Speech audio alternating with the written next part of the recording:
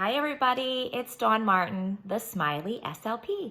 So I wanted to talk today about movement. So when working with young students and families, I always like to encourage the parents to make sure that their kids are getting enough time really moving and being outside and using their body for different things. It's so important to help in helping with so much development, including speech and language skills. So when kids are moving, they're more active, they're looking at different things and maybe having a different perspective on the world. And so when they're exploring, that is a perfect opportunity for language development as well. So one of the things that I recently got into, which was kind of cool, is using yoga with students.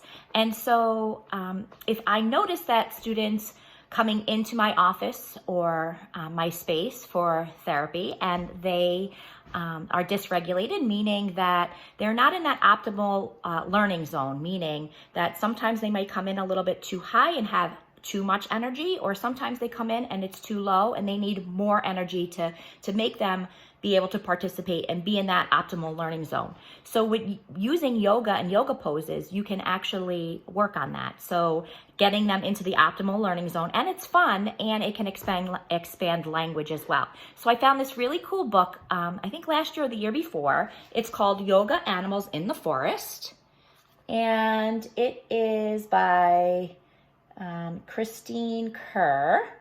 I believe it's one of those Osborne books, Usbourne. And they have so many great resources. So I think that's where I got this from. And so I love this because Bear takes a journey throughout the book. And what it does is it talks a little bit about Bear and what he's doing. And then it'll then show you what you need to do for the pose. So this one is basically they're showing you the tree pose. They don't have the names attached to it, but it doesn't matter. So then it talks about grounding and why this is important.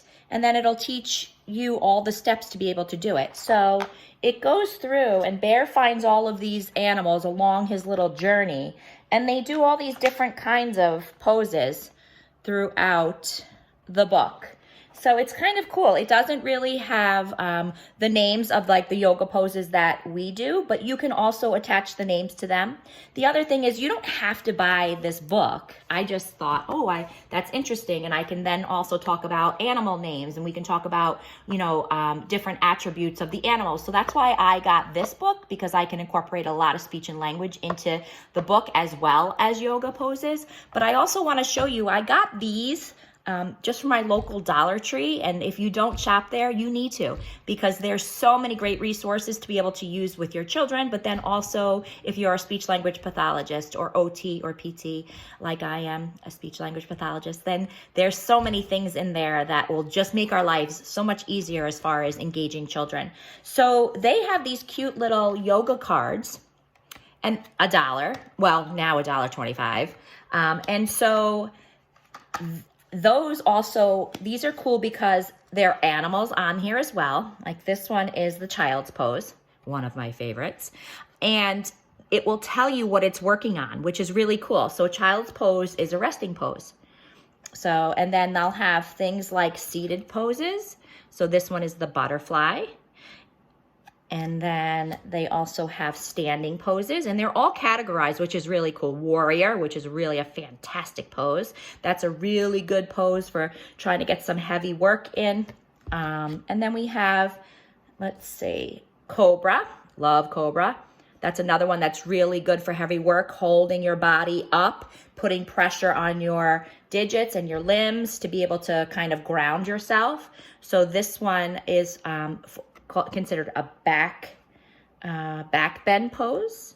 So there's like 32 poses, which is quite a lot for kids. But if you took out like a few or a few that could help either bring somebody up, like a moving pose would definitely help bring somebody who, and some of the back bends and things like that, from if they are lower in energy, to bring them up. And then some of those stretching and standing poses where you're putting a lot of weight on your body and your core, that will help with decompressing, and so making sure that they're not too high of an energy to not be able to pay attention.